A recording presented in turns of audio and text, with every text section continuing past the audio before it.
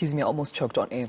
Now, this morning, our reporters are scattered across the country, giving you a glimpse of the severe impact of poor service delivery on South Africa, from the non-maintenance of buildings and potholed roads to being unable to get the most basic of services such as water and electricity. You probably experience these issues on a daily basis, but Nqobile Madlala is in Johannesburg with us for more on this, to give us a glimpse of what she sees where she is. Nqobile, good morning to you, colleague. We're talking about an important question affecting ordinary South Africans, but what do you see from where you stand?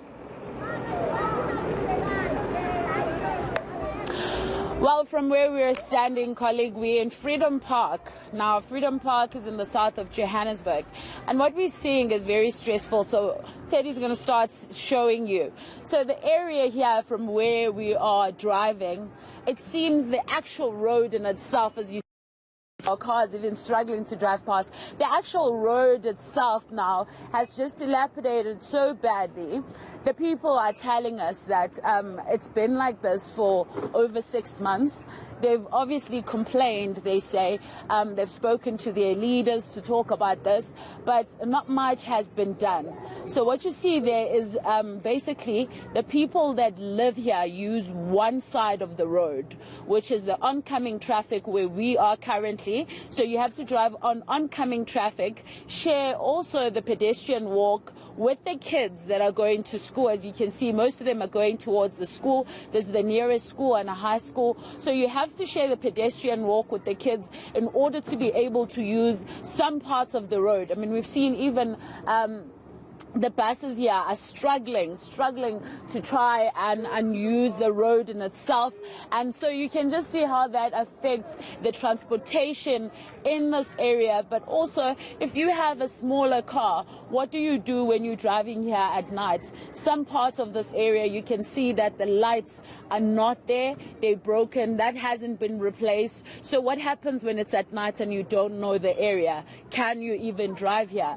So it's quite difficult for the people that live here and that use the road as the main road. So we're going towards Eldorado Park at this point in Freedom Park. The road in itself is called Foundry Road, and it's really difficult. We're told by the community that there's even security guards that check the area because they understand that there's some criminality that occurs at night because of the darkness, but of course mainly on the main road. So now they have CPF that has the duty to ensure that the road is taken care of, to ensure that people are much safer.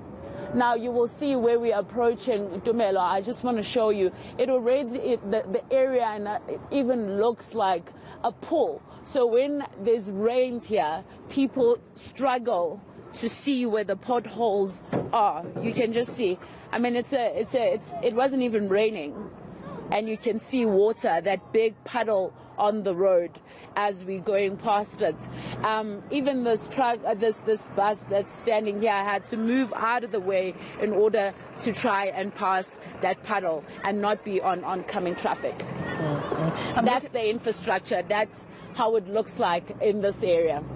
I'm looking at the visuals right now, Nqobile, and you know, I just wonder what residents are feeling at this time, whether they've given up actually on calling on government to assist them, because this is absolutely, you know, no way to expect human beings to, you know, live and endure such poor infrastructure. It's just that we're in the day right now, it's in the morning, and I can only imagine what it looks like at night when it's perhaps dark, there aren't any street lights working, and people can't maneuver on the roads and see where they're going or what potholes lies ahead of them. I don't know, colleague, if you had an opportunity to speak to some of the residents just to hear how they feel about what you're showing us this morning, which is their daily lives, what they have to endure every single day.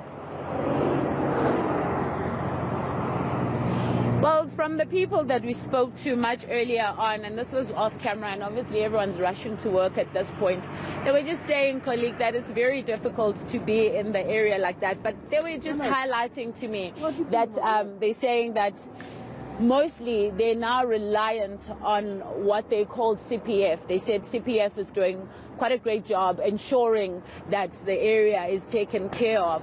But also, colleague, I just want to draw your attention. You'll see there's dirt on the road as well. So that's another issue. You'll see even with the lights, this cable that is just hanging. So this is where where they don't have lights at night. And I was saying that CPF is just playing such a huge role in ensuring that people are safe here, and that's what they really just now depend on.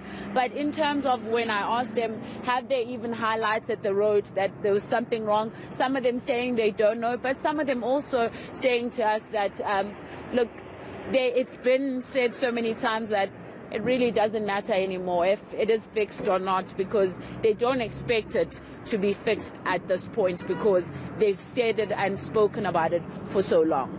All right, well, we have to leave it there. Nqobile Madlala, thank you for giving us those visuals, and hopefully, of course, since we're having the MEC in just a moment talking to us watching the South African Morning, he could answer to what plans are, because, as you've mentioned, it seems residents have given up after trying for so long to get government's attention on these roads.